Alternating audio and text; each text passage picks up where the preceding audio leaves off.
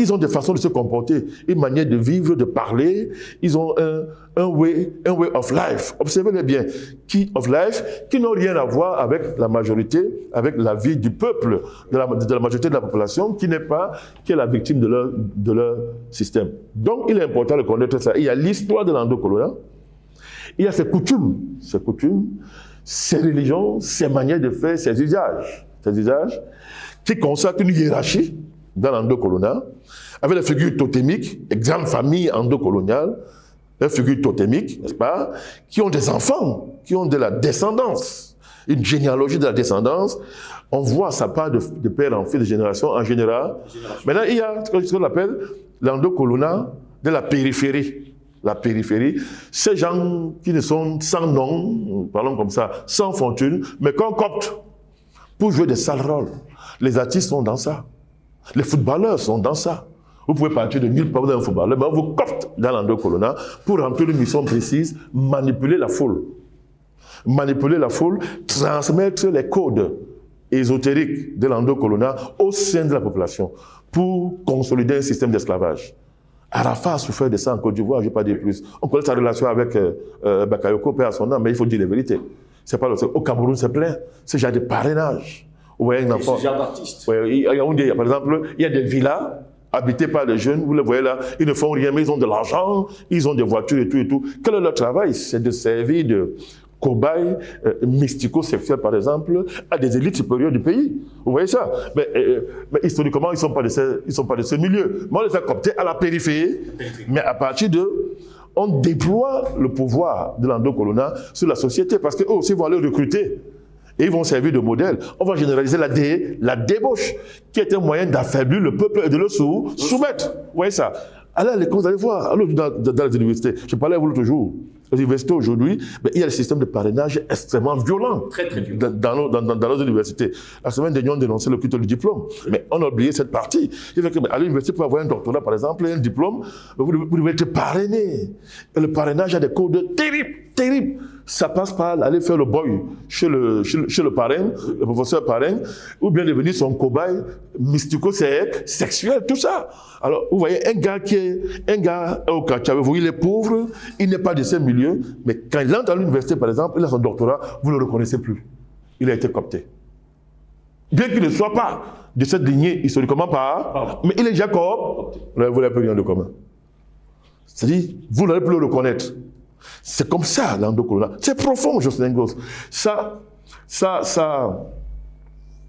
devenu, comment dire ça? C'est devenu une composante, c'est-à-dire c'est devenu partie prenante de notre société. C'est sûr que la lutte contre l'endocolonat, ce n'est pas une affaire d'émotion. C'est une affaire de science, c'est une affaire de puissance, de spiritualité, c'est une affaire de conscience historique profonde pour venir à bout de l'endocolonat, parce que c'est devenu une partie de nous-mêmes. Est-ce que vous le dites? L'endocolonat est en nous, est pratiquement en chacun de nous. Le génie des Occidentaux, ça a été de faire ça. C'est ce que j'appelle créer ce type de nègre. Le génie occidental a été de créer un type de nègre. Et il peaufine tous les jours les techniques pour perpétuer cette création. Si bien qu'aujourd'hui, il est produit en série. Hein. Il est produit en série, ça se produit en série, ils ne font même pas des efforts. Regardez Bembe, il n'est pas le seul, et les autres. Vous demandez que c'est quoi? Non. L'industrie de production de ces nègres endocolonial, c'est-à-dire pratiquement par essence, il ne faut pas jouer avec ça, est une machine puissante aujourd'hui. C'est vrai que de plus en plus, le blanc devient invisible. Il fait tout pour qu'on ne le voit pas. Bon, sauf s'il est maladroit comme les Français. Mais il fait tout qu'on ne le voit pas au point où aujourd'hui, ce sont des Africains. Et là, on est au stade suprême de l'endocolonat maintenant. Les Africains s'opposent consciemment aux Africains. C'est là où c'est ça c'est problème aujourd'hui. Ce n'est pas à la France de venir attaquer les panafricanistes, par exemple. Non. Il y a des Africains qui sont là, qui se lèvent, écrivent des textes, défendent la France. Et veulent réussir à imposer un renversement des contradictions pour dire que non, le problème majeur, c'est l'Africain contre l'Africain. Mais quel Africain? On parle de quel Africain? Jusqu'à quel niveau on parle de quel Africain? Un Africain qui a une fabrication de la machine a produit l'endocolonat, est-ce qu'il est un Africain comme vous? Non. Mais quelle peau les autres? On dit que c'est vous, parce que vous avez la même peau, même couleur de peau. On arrive aujourd'hui à vouloir imposer que non, ce n'est pas la France, l'Occident n'a rien à voir, c'est nous-mêmes. Et on va convoquer les arguments qui, pour un naïf, sont forts que regarder comment le nègre, une fois au pouvoir, maltraite son frère. Les processus, la colonisation est finie, mais l'endocolonat fait même pire que le colonat blanc. Vous voyez ça? Alors, si vous n'avez pas de la hauteur, vous tombez dans le piège. Parce qu'on ne vous dit pas que l'endocolonat dont on parle, c'est qui? C'est les gens, des faux interlocuteurs fabriqués, entretenus, soutenus par le système colonial occidental.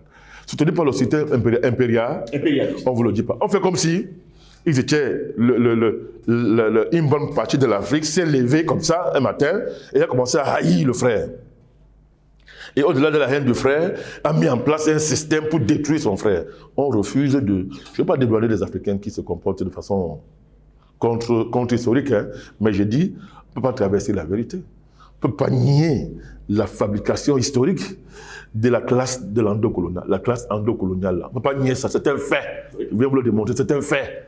On ne peut pas nier ça. À partir du moment où on ne peut pas nier ça, il ne faut pas traverser la vérité. Il faut donner des responsabilités à qui mérite de les recevoir et de les assumer. Donc les choses sont claires.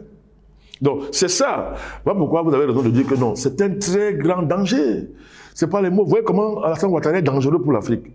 Si on fait toute la philosophie, les gens ne vont pas comprendre. Pour le cas concret, regardez M. Ouattara. Vous voyez l'arrogance de M. Ouattara? Vous voyez la conviction qu'il est supérieur à tout le monde? Regardez ce qui s'est passé avec le Mali. Regardez comment ça s'est terminé. Et voyez ce qu'il est en train de vouloir faire. Toujours, ça dit que c'est pour ça qu'on les éduque. Ne jamais montrer qu'on a tort. Ne jamais montrer qu'on est inférieur à un Africain qui n'est pas dans le club. Ne jamais montrer. Toujours garder les attributs de la supériorité. Le crime devient un bienfait. Le vol devient un bienfait. L'abjection devient la valeur à promouvoir. M. Ouattara est arrivé au pouvoir dans les conditions que l'on connaît. Il a dit, jamais on a vu ça en Afrique depuis bientôt des siècles et des siècles. Les Blancs, les Occidentaux se réunissent, détruisent un pays, tuent des milliers de gens, imposent Ouattara au pouvoir et nous disent de le célébrer. Que c'est un modèle politique. On doit faire comme ça. Que Gbagbo, c'est un criminel. Gbagbo, il dit Gbagbo, il faut le haïr. C'est pas c'est-à-dire, sa tête là, c'est-à-dire que vraiment, il faut haïr Gbagbo. Et c'est comme ça qu'on a retourné beaucoup d'Ivoiriens contre Gbagbo. Pour la simple fois, quel est son crime? Il n'a pas gagné. Il a perdu. Alors, on l'aurait parce qu'il a perdu face aux Blancs. On l'aurait. Ouattara est fort. Il sait faire des alliances internationales. Il est trop intelligent. On le soutient. Mais sur le terrain, qu'est-ce qui se passe?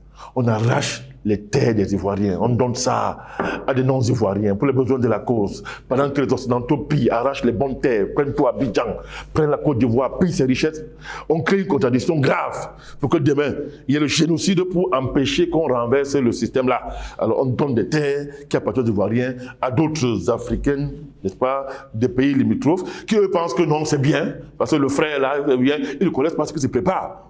Quand demain, ils verront qu'il faut le mettre, qu'il ne veut pas de le pouvoir, ils vont créer le génocide. Comme ils ont fait au Rwanda, un Tintin africain va dire que non, voilà, les Africains se sont entretués, ce sont des animaux, ils ne s'aiment pas marcher et consorts. Mais tu n'as pas fait une analyse scientifique théorique de ce qui s'est réellement passé. C'est ça qu'il s'agit. Regardez Bazoum. Regardez le président ghanéen. Regardez la CEDEAO. Voilà l'endocolonat en marche. L'Union africaine. L'Union africaine, voilà, avec le fameux Mahamat. Regardez. Voilà l'endocolonat en marche. C'est ça l'endocolonat en marche.